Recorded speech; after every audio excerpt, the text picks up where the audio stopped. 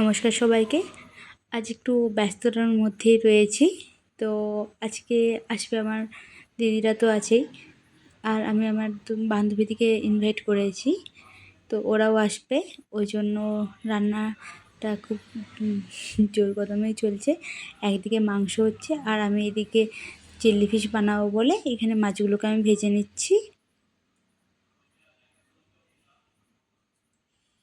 আর ওইদিকে দিদিও কিছু করছিল, আর এখানে আমি নয়, এখানে কিন্তু দিদি মাংসটা রান্না করছিল।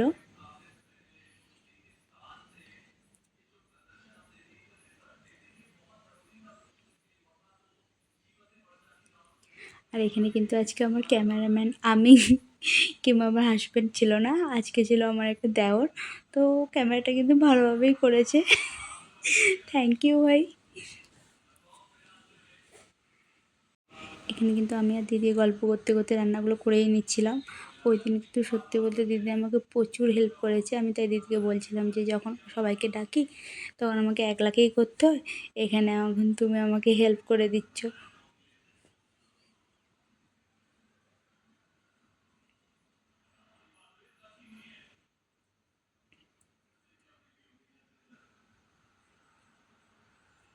আর রান্নাঘরে কিন্তু অবস্থাটা বেহাল, তো ওইগুলোকে ইগনোর করে দাও সবাই।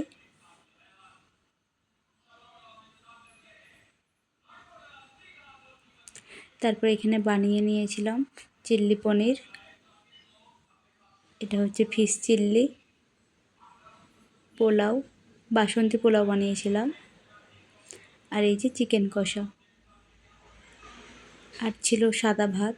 সাদা ভাতটা আমরা অল্পই বানিয়েছি, মানে দুপুরবেলাও খেয়েছি, কিছুটা অল্প বানিয়ে রেখে দিয়েছি কারণ বাচ্চা আছে ওই জন্য।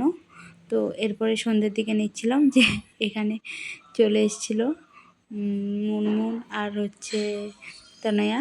তো আরও শালিনী আর গরিমা বাড়িতে গেছে, আর শালিনীর আসার কথা ছিল, তো কাজের চাপে আসতে পারেনি তাই ওরা বলছে হাই করে দিচ্ছিলো সবাই। আর আমাকে মুনমুন ওরকম করে কিস দেওয়ার পর বলছে যে এই ভিডিওটা দিবি না। সত্যি কথা বলবো, যখন সবাই একসাথে থাকি না তখন সত্যিই খুব মজা হয়। তো এটা তার ওর পরের দিনের, ওই দিন রাতে আর ভিডিও নেওয়া হয়নি। তো এখানে সকালবেলা আমার পুজো টুজো হয়ে গেছে। আর সত্যি বলতে মনটাও একটু খারাপ, তো সকালবেলা দিদিরা চলে গেল। এরপর ঘরটা পুরো ফাঁকা ফাঁকা লাগছে। আজকে বানিয়েছিলাম শাকের তরকারি, মাছের ঝাল আর টমেটো ধনেপাতা দিয়ে ডাল। তো সত্যি যখন আমরা দুজন খেতে বসছি যে তখন আমি বলছি যে ঘরটা কেমন ফাঁকা ফাঁকা লাগছে না। তো এরপর আমি বিকেলবেলা চলে গেছিলাম পার্কের দিকে। তো আমি এখানে শালিনীকে বলছিলাম যে সবাই ছিল এতদিন বাড়িতে, ভালোই ছিলাম, তো এখন বেরিয়ে গেছি তাই ভালো লাগছে না। ওই জন্য আমরা প্রথমে আমাদের কথাই হলো যে চলো তাহলে একটু ঘুরে আসি পার্কের দিকে, ওই জন্য আমরা বেরিয়ে পড়েছিলাম। তারপরে হঠাৎ মুনমুন কল করে বলছে যে চলে আমার বাড়িতে, আমি তো আজকে পার্কে যেতে পারছি না, তাই ওর বাড়ি যাওয়ার জন্য যাচ্ছি।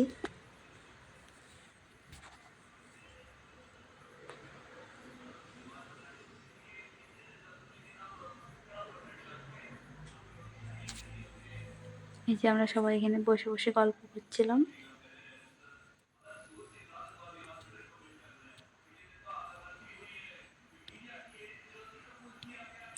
এরপর আমরা সব কথাবার্তা বলে আমি চলে আসছি বাড়ির দিকে, যেহেতু আমি একটু ওদের থেকে দুজনের থেকে দূরেই থাকি তাই।